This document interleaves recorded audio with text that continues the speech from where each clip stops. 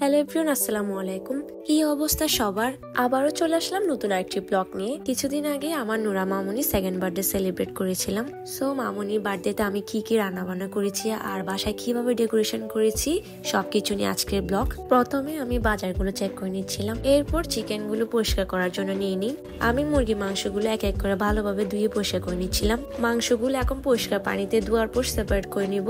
এখানে আমি বিরিয়ানি আর পিজার জন্য মাংস আলাদা করে নিব, আর আমি সোনালী মুরগিটা আলাদাভাবে ধুয়ে নিয়েছি যাতে মিক্স হয়ে না যায়। ধোয়ার কাজ শেষ হলে আমি রান্না বান্নায় ফিরে যাই। এখন আমি বিরিয়ানির জন্য মাংসটা রেডি করে নিচ্ছি। কিছু কিছু রান্না আমি রাতেই রেডি করে নিচ্ছিলাম যাতে আমার সকালে কষ্ট না হয়। মাংসটা আমি এত বেশি কষাবো না, ঠান্ডা হলে ফ্রিজে রেখে দিব। সকালে এমনিতে আবার আরেকটু গরম করতে হবে। মাংসটা আমি চুলায় বসিয়ে আরেকটা কাজে চলে যাই। এখন আমি বানাবো মায়োনিজ। আমি 2টা ডিম দিয়ে মায়োনিজ রেডি করব। আমি সবগুলো জিনিস এক এক করে দিয়ে দিয়েছি।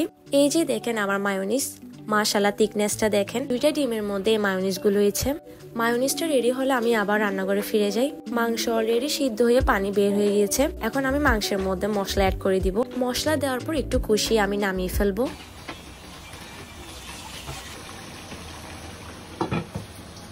এরপর আমি পিজার টপিংটা রেডি করে নিব। টপিং এর জন্য মাংসগুলো আমি এইভাবে কেটে নিয়েছি। এখন এক এক করে মশলা অ্যাড করব।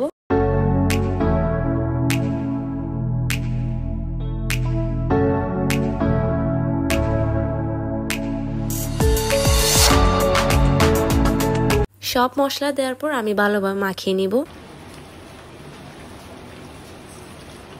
এরপর আমি আবার চলে যাই পুডিং বানাতে। আমার অন্য কোনো ডেজার্ট বানানোর কোনো প্ল্যান ছিল না। আবার চিন্তা করলাম ছোট একটা পুডিং বানিয়ে ফেলি। তাই আমি 4টা ডিম দিয়ে পুডিংটা বানিয়েছি। একটু ভালো টেস্টের জন্য আমি গুঁড়া দুধ অ্যাড করে দিলাম।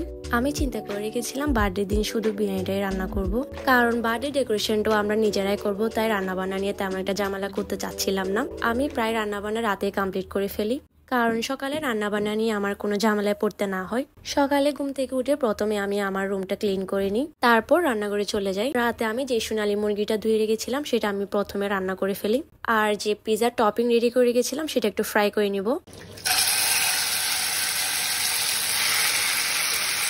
আমার হাজবেন্ড চলে আসলো রান্নাঘরে। আমি একটু রুমে গিয়েছিলাম, ওই ফাঁকে এসে মাংসগুলো দেখছিল। আমি যতবারই চিকেন রান্না করি ও সবসময় রান্নাঘরে চলে আসবে।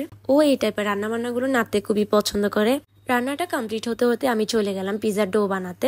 সেদিন আমি প্ল্যান করেছি 2টা পিজা বানাবো, তাই 2টা বোলের মধ্যে ময়দা মিক্স করে নিব।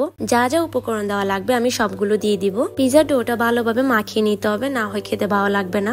ডোটা রেডি হয়ে গেলে আমি ডাকনা দিয়ে রেখে দিব। ইস্টের তৈরি যে কোনো খাবার যতই ফুলবে ততই খেতে ভালো লাগবে। রাতে যে পুডিংটা বানিয়েছিলাম সেটা মোল্ড আউট করে নিব।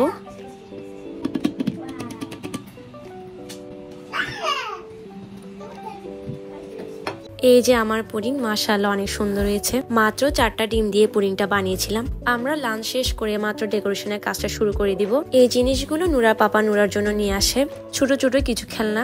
আমি নুরাকে ছোট খেলনা দিতে একদম পছন্দ করি না, ও খেলনাগুলো সাথে সাথে ভাঙচুর করে ফেলে। আমি বার্থডে ডেকোরেশন আইটেম গুলো নিয়েছি গিফট মাস্টার বিডি থেকে। নুরার ফার্স্ট বার্থডেতে ওনাদের কাছ থেকে নিয়েছিলাম, এবার ওনাদের কাছ থেকে নিয়েছি।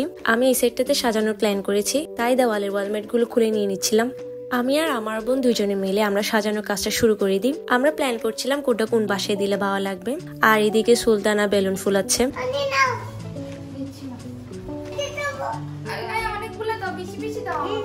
বার্থডে ডেকোরেশনের কাজগুলো করতে আসলে খুবই ভালো লাগে। প্রতিবারই কোনো প্রোগ্রাম হলে আমরা নিজেরাই সাজানো ট্রাই করি।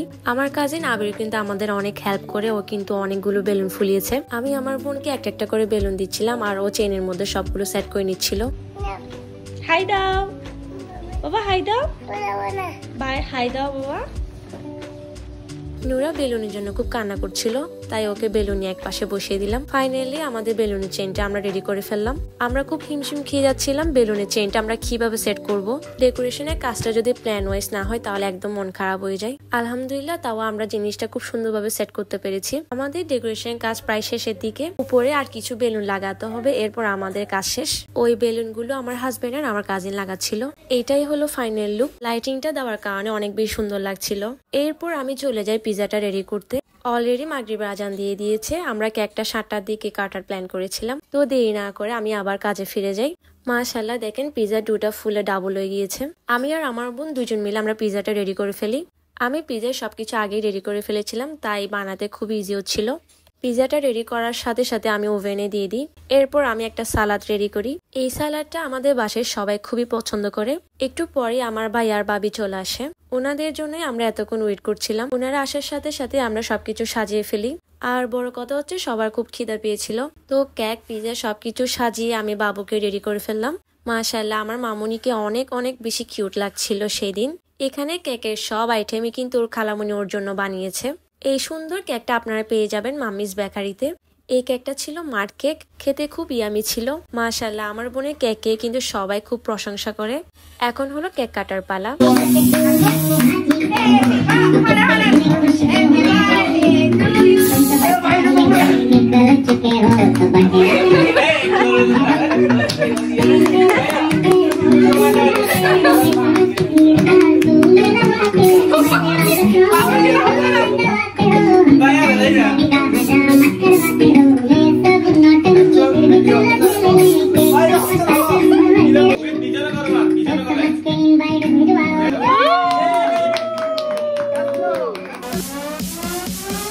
Happy birthday to you.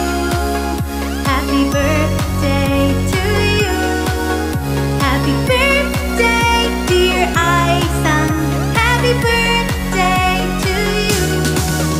Happy birthday to you. আমরা এক এক করে নুরা মামুনিকে সবাই কেক খাওয়ালাম। কেক কাটার একটু পরে আমি ডিনারের ব্যবস্থা করে ফেলি। আমি ড্রয়িং রুমটা পরিষ্কার করছিলাম। এদিকে আমার হাজবেন্ড দেখছিল বিরিয়ানিটা ভালোভাবে হয়েছে কিনা। মাশাআল্লাহ বিরিয়ানিটা ভালোভাবে কুক হওয়ার পর আমি সাথে সাথে টেবিলে বাদ দিয়ে দিই, যাতে সবাই গরম গরম খেতে পারে।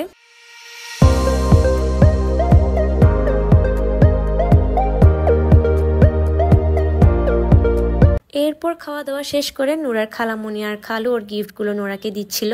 নুরা মামুনিকে দেখেন মাশাআল্লাহ কি পরিমাণ খুশি হয়েছে গিফটগুলো পেয়ে।